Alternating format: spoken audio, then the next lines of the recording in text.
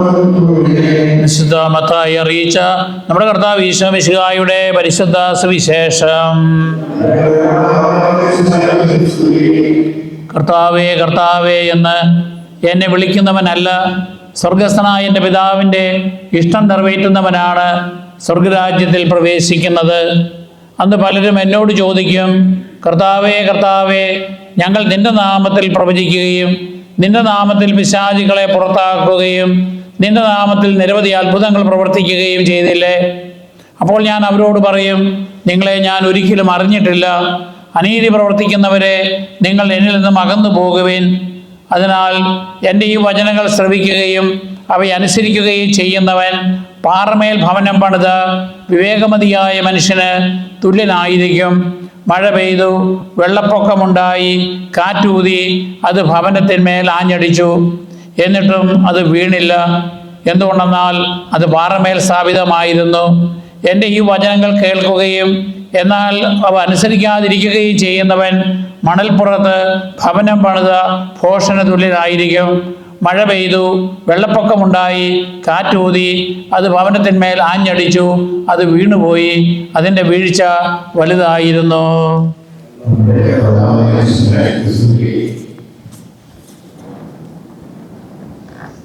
പ്രിയപ്പെട്ടവരെ, കർത്താവേ കർത്താവേ എന്ന് വിളിക്കുന്നവർ അല്ല സ്വർഗരാജ്യത്തിൽ പ്രവേശിക്കുക, അല്ലെങ്കിൽ കർത്താവിൻ്റെ നാമത്തിൽ പ്രവചിക്കുകയും പിശാചുക്കളെ പുറത്താക്കുകയും അത്ഭുതങ്ങൾ പ്രവർത്തിക്കുകയും ചെയ്തവരല്ല സ്വർഗരാജ്യത്തിൽ പ്രവേശിക്കുക എന്ന് പറയുമ്പോൾ നമുക്ക് ആകെ ഒരു കൺഫ്യൂഷൻ ഉണ്ടാകും. അവരല്ലേ വാസ്തവത്തിൽ സ്വർഗത്തിൽ പ്രവേശിക്കേണ്ടത്? ഇവിടെ മനസ്സിലാക്കേണ്ടത് ഒരു പശ്ചാത്തലമുണ്ട്. കർത്താവിൻ്റെ ഗിരിപ്രഭാഷണം, അതിൻ്റെ അവസാനത്തിൽ ശിഷ്യന്മാർക്ക് എന്തായിരിക്കണം, എങ്ങനെയായിരിക്കണം നിങ്ങൾ എന്ന് പഠിപ്പിക്കുന്ന ഒരു ഭാഗമാണ്. കർത്താവിൻ്റെ ശിഷ്യന്മാരോട് ഈശോ പറയുക, ആ കാലഘട്ടത്തിലെ ഫരീസയരെയും നിയമജ്ഞരും സദുക്കായരും ഒന്നുമല്ല സ്വർഗരാജ്യത്തിൽ പ്രവേശിക്കുക എന്ന് പറഞ്ഞാൽ അവരുടെ മനോഭാവത്തിൽ പ്രവർത്തിച്ചാൽ പോരാ. ഒരു നവീകരണം വരുത്തുവാനാണ് ഈശോ വന്നത്. അവർ ഈ പറഞ്ഞതുപോലെ കർത്താവേ കർത്താവേ എന്ന് വിളിച്ചപേക്ഷിക്കുന്നുണ്ട്. അവർ സിനഗോഗുകളിൽ പോയി പ്രാർത്ഥിക്കുന്നുണ്ട്, ദേവാലയത്തിൽ നേർച്ച കാഴ്ചകൾ സമർപ്പിക്കുന്നുണ്ട്. പക്ഷേ അവർക്ക് മറ്റുള്ളവരെ കുറിച്ച് പരിഗണനയില്ല. കർത്താവ് അർപ്പിക്കുന്നത്, കർത്താവിന് നിങ്ങൾ ബലി അർപ്പിച്ചാൽ മാത്രം പോരാ, നിന്റെ സഹോദരന് നിന്നോട് വിരോധമുണ്ടെങ്കിൽ അവനുമായി രമ്യപ്പെടണം. ഞാൻ ബലിയല്ല കരുണയാണ് ആഗ്രഹിക്കുന്നത്, അല്ലെങ്കിൽ ബലി മാത്രം പോരാ കരുണ കൂടി ഉണ്ടാകണം എന്ന് ഈശോ ആവശ്യപ്പെടുകയാണ്. ഇത് മനസ്സിലാക്കുവാനായിട്ട് ഉള്ള ഒരു ഉദാഹരണം ഈശോ തന്നെ പഠിപ്പിക്കുന്ന ധൂർത്തപുത്രൻ്റെ കഥയാണ്. നമ്മൾ ധൂർത്തപുത്രൻ്റെ കഥ പറയുമ്പോൾ നമ്മൾ വിചാരിക്കുക, ധൂർത്തപുത്രൻ പശ്ചാത്തപിച്ചു വന്നപ്പോൾ പിതാവായ ദൈവം അവനെ കരുണയോടുകൂടി സ്വീകരിച്ചു. അതുകൊണ്ട് ആ ഉപമയുടെ അർത്ഥം എന്ന് പറയുന്നത് നമ്മൾ പശ്ചാത്തപിച്ചു കഴിഞ്ഞാൽ ദൈവം നമ്മളെ കരുണയോടെ സ്വീകരിക്കും. അത് ഒരു ഭാഗം മാത്രമാണ്. എന്നാൽ ആ ഉപമയ്ക്ക് അതിനേക്കാൾ കൂടുതൽ അർത്ഥമുള്ള ഒരു രണ്ടാം ഭാഗമുണ്ട്. ആ രണ്ടാം ഭാഗം എന്ന് പറയുന്നത് അവൻ്റെ ജ്യേഷ്ഠ സഹോദരനാണ്. ആ ജ്യേഷ്ഠ സഹോദരൻ ഇരിക്കുന്നത് ഫരീസയരുടെയും നിയമജ്ഞരുടെയും സദുക്കായരുടെയും നമ്മുടെയും സ്ഥാനത്താണ്. എന്ന് പറഞ്ഞാൽ ജ്യേഷ്ഠ സഹോദരൻ കർത്താവേ കർത്താവേ എന്ന് വിളിക്കുന്നത് പോലെ തന്നെ ആ പിതാവിനെ അനുസരിക്കുക മാത്രമല്ല, അവൻ്റെ കാഴ്ചപ്പാടിൽ അവനൊരു അടിമയെ പോലെ പിതാവിന് വേണ്ടി ജോലി ചെയ്തു. അവന് വയലിൽ പോയി അധ്വാനിക്കുന്നു, പിതാവ് പറയുന്ന എല്ലാ കാര്യങ്ങളും അനുസരിക്കുന്നു. എന്നാൽ അത് നല്ല കാര്യം തന്നെയാണ്. പക്ഷേ തൻ്റെ ഇളയ സഹോദരൻ തെറ്റ് ചെയ്തിട്ട് അവൻ പശ്ചാത്തപിച്ച് തിരിച്ച് അനുരഞ്ജനപ്പെട്ടു വന്നപ്പോൾ പിതാവിൻ്റെ ഇഷ്ടം നിറവേറ്റുവാൻ ആ ജ്യേഷ്ഠ സഹോദരൻ പരാജയപ്പെടുന്നു.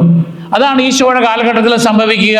അവിടെ പാപികളായ ആളുകൾ ഉണ്ടായിരുന്നു, വിജാതീയരായ ആളുകൾ ഉണ്ടായിരുന്നു. അവരിൽ നല്ല വശങ്ങളുണ്ടായി. അതായത് അവർ മാനസാന്തരപ്പെട്ടു. ഈശോയുടെ അത്ഭുതങ്ങളും അടയാളങ്ങളും കണ്ടപ്പോൾ ഇവനാണ് രക്ഷകൻ എന്നുള്ള ബോധ്യത്തോടു കൂടി അവർ മാനസാന്തരപ്പെടുകയും പരിവർത്തനപ്പെടുകയും ചെയ്തപ്പോൾ അവരെ സ്വീകരിക്കുവാൻ, അവരെ അംഗീകരിക്കുവാൻ, അവരെ കൈപിടിച്ചുയർത്തുവാൻ അവർ തയ്യാറായില്ല. അതാണ് എൻ്റെ പിതാവിൻ്റെ ഹിതം നിറവേറ്റുവാൻ സാധിക്കാത്ത അവർക്ക് സ്വർഗരാജ്യത്തിൽ പ്രവേശനമില്ല. അതുകൊണ്ട് വിധിനാളിൽ അവർ വരുമ്പോൾ, കർത്താവേ, ഞങ്ങളിതെല്ലാം ചെയ്തില്ലേ, ഞങ്ങൾ നിന്റെ കൽപ്പനകൾ പാലിച്ചില്ലേ, ഞങ്ങൾ ഉപവസിച്ചില്ലേ, ഞങ്ങൾ ദേവാലയത്തിൽ വന്ന് പ്രാർത്ഥിച്ചില്ലേ, ഞങ്ങൾ കാഴ്ചകളെല്ലാം നീ പറഞ്ഞതനുസരിച്ച് ദശാംശം കൊടുത്തില്ലേ, ഇതൊക്കെ ചെയ്തു. പക്ഷേ നിന്റെ വേദനിക്കുന്ന സഹോദരനോട് നീ ലഭ്യപ്പെടുവാൻ നീ തയ്യാറായില്ല. നമ്മളുടെ ജീവിതത്തിൽ, കുടുംബ ബന്ധങ്ങളിൽ സ്വന്തം ജീവിത പങ്കാളിയോട് ക്ഷമിക്കുവാൻ തയ്യാറാകുന്നില്ല.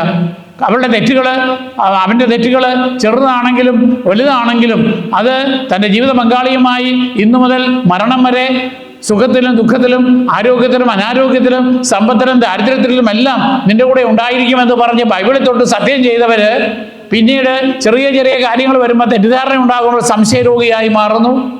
അല്ലെങ്കിൽ ഒരു ചെറിയ പ്രശ്നം വരുമ്പോൾ അടി കൊടുക്കുന്നു, പോലീസിനെ വിളിക്കുന്നു. എന്നാൽ ക്ഷമിക്കുവാൻ തയ്യാറാകുന്നില്ല, രമ്യപ്പെടുവാൻ തയ്യാറാകുന്നില്ല. സ്വന്തം ജീവിത പങ്കാളിയെയും സ്വന്തം മക്കളെയും അംഗീകരിക്കുവാൻ പോലും തയ്യാറാകാതെ സ്വാർത്ഥതയോടുകൂടി ജീവിച്ചിട്ട് മറ്റുള്ളവർക്കെല്ലാം പഴിചാരി ജീവിക്കുന്ന ഒരു സംവിധാനം. ഇവിടെയാണ് ഈശോ പറയുക, നിങ്ങൾ ക്ഷമിക്കുവാൻ, നിങ്ങൾ സഹിക്കുവാൻ തയ്യാറാകണം, തോറ്റുകൊടുക്കുവാൻ തയ്യാറാകണം. ഈശോ തോറ്റുകൊടുക്കുകയാണ്. കുരിശിൽ പോലും തോറ്റുകൊടുത്തുകൊണ്ട് അപമാനിതനായി മരിക്കുന്ന ഈശോയെ നമ്മൾ കാണുകയാണ്. പക്ഷെ അതിനുശേഷം ഒരു ഉയർപ്പുണ്ട്. അതുകൊണ്ടാണ് ഈശോ പറയുക, എൻ്റെ പിതാവിൻ്റെ ഹിതം നിറവേറ്റുന്നവർ. ഉദാഹരണമായിട്ട് ഈശോ പറഞ്ഞു, ഒരു വിജാതീയനായ യഹൂദന്മാർ വെറുക്കുന്ന ഒരു സമറിയാക്കാരൻ എന്താണ് ചെയ്തത്? ജെറുസലേമിൽ നിന്നും ജെറിക്കോയിലേക്ക് പോവുകയായിരുന്ന ഒരു പ്രാണനായി കിടന്ന കൊള്ളക്കാരുടെ ആക്രമണത്തിന് വിധേയനായ ഒരു മനുഷ്യനെ കണ്ടിട്ട്, നിങ്ങളിലെ ഒരു പുരോഹിതൻ കടന്നുപോയി, ഒരു ലേവായൻ കടന്നുപോയി, തിരിഞ്ഞു നോക്കിയില്ല. എന്നാൽ നിങ്ങൾ വെറുക്കുന്ന, താഴ്ന്ന ജാതിക്കാരായി നിങ്ങൾ കണക്കാക്കുന്ന, നിങ്ങൾ ശത്രുവായി പരിഗണിക്കുന്ന ഒരു സമറിയാക്കാരന് അവനോ സഹതാപം തോന്നി. അവൻ്റെ കഴുതയുടെ പുറത്തു നിന്ന് അവൻ താഴെ ഇറങ്ങി, അവൻ്റെ ജീവൻ പോലും അപകടപ്പെടുത്തിക്കൊണ്ട് അവനെ പരിചരിക്കുവാൻ തയ്യാറായി. അതാണ് എൻ്റെ പിതാവിൻ്റെ ഹിതം നിറവേറ്റുക എന്ന് പറയുന്നത്. അപ്പം നമ്മൾ യാഥാസ്ഥിതിക ക്രിസ്ത്യാനികളാണ് എന്ന് പറഞ്ഞ് നമ്മൾ വലിയ പാരമ്പര്യമൊക്കെ പറഞ്ഞാലും ജീവിത പങ്കാളിയോടും മക്കളോടും അയൽക്കാരോടും കൂട്ടുകാരോടും നാട്ടുകാരോടും ഇടവകാംഗങ്ങളോടും ഒക്കെ സ്നേഹവും പരിഗണനയും കാണിക്കാതെ മറ്റുള്ളവരിലെല്ലാം കുറ്റവും കുറവും കണ്ട് അവരെ വിധിക്കുവാൻ തയ്യാറാകുമ്പോൾ, അതാണ് ആ ജ്യേഷ്ഠ സഹോദരൻ, ധൂർത്തപുത്രൻ്റെ ജ്യേഷ്ഠ സഹോദരൻ ചെയ്തത്. ഞാൻ ഇത്രയും നാൾ ഇതെല്ലാം ചെയ്തു, അവനാണെങ്കിൽ അവൻ്റെ വീതം വാങ്ങിച്ചുകൊണ്ട് പോയി അവൻ്റെ കൂട്ടുകാരോടൊത്ത് ധൂർത്തടിച്ച് ജീവിച്ചു, അവൻ്റെ വീതം എല്ലാം കൊടുത്ത് പറഞ്ഞു വിട്ടതല്ലേ, ഇനി എന്തിനാ അവനെ സ്വീകരിക്കുന്നത്? ഈ ഒരു ചിന്താഗതി ഇന്നും നമ്മുടെ ഇടയിലുണ്ട്. അതുകൊണ്ടാണ് ഈ നോമ്പ് കാലത്ത് നമ്മുടെ ജീവിതത്തെ നവീകരണം എന്ന് പറയുന്നത് ഈ ജ്യേഷ്ഠ സഹോദരനെ പോലെ അല്ല, മറിച്ച് കർത്താവിനെ പോലെ ഏത് മനുഷ്യനെയും അവനെ പരിഗണിക്കുവാനായിട്ടുള്ള മനോഭാവം ഉണ്ടാകുമ്പോഴാണ് നമ്മൾ വിജയിക്കുക, ആത്മീയമായി വിജയിക്കുക. അതുകൊണ്ട് രണ്ടാം ഭാഗത്ത് സുവിശേഷത്തിൽ ഈശോ പറയുകയാണ്, നിങ്ങൾ എന്തടിസ്ഥാനത്തിന്മേലാണ് നിങ്ങളുടെ ക്രൈസ്തവ ജീവിതം കെട്ടിപ്പടുക്കുക?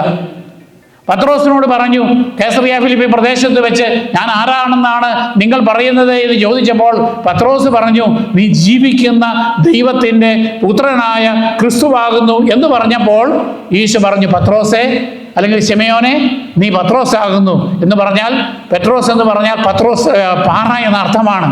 അതായത് ആത്മീയമായ അർത്ഥത്തിൽ നിനക്ക് അടിസ്ഥാനമായ വിശ്വാസമുണ്ട്.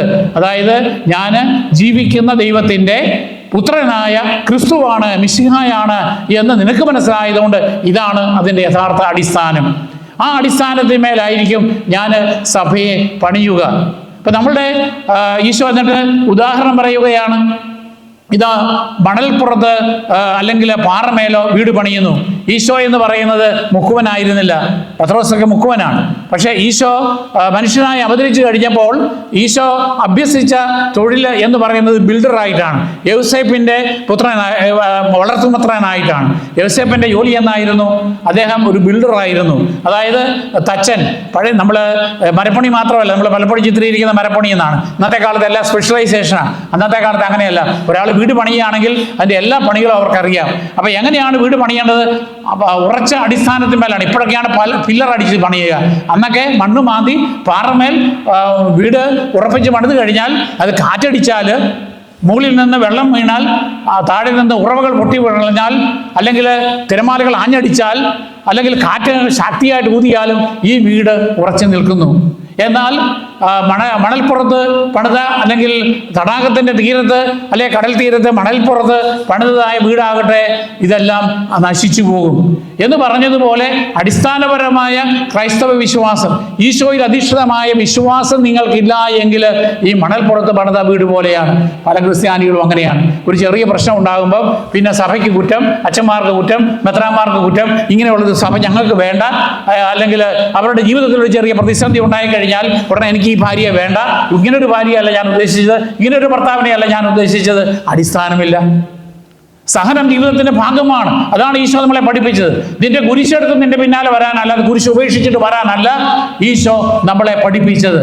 അങ്ങനെയെങ്കിൽ, അല്ലെങ്കിൽ ഒരു ഇടവകയിൽ പ്രശ്നം ഉണ്ടാകുമ്പോൾ എന്നാൽ പിന്നെ ഞാൻ ഈ ഇടവകയിൽ നിന്ന് മാറിയേക്കാം എന്ന് പറഞ്ഞ് എനിക്കും വേണേൽ ഉപേക്ഷിച്ച് പോകാം. അങ്ങനെയല്ല ചെയ്യേണ്ടത്.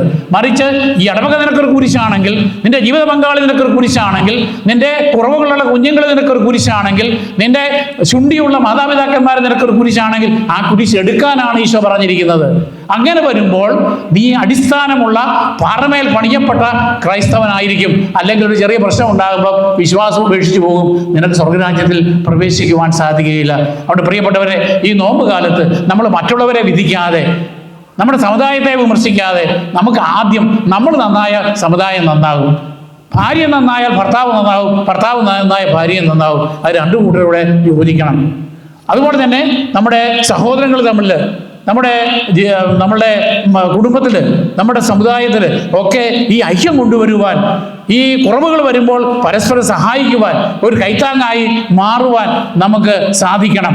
നമ്മളെ ആരെങ്കിലുമൊക്കെ പ്രിയപ്പെട്ടവർ വിഷമിക്കുന്നുണ്ടെങ്കിൽ അവരുടെ വിഷമങ്ങളിൽ അവരെ സഹായിക്കുവാൻ നമുക്ക് സാധിക്കണം.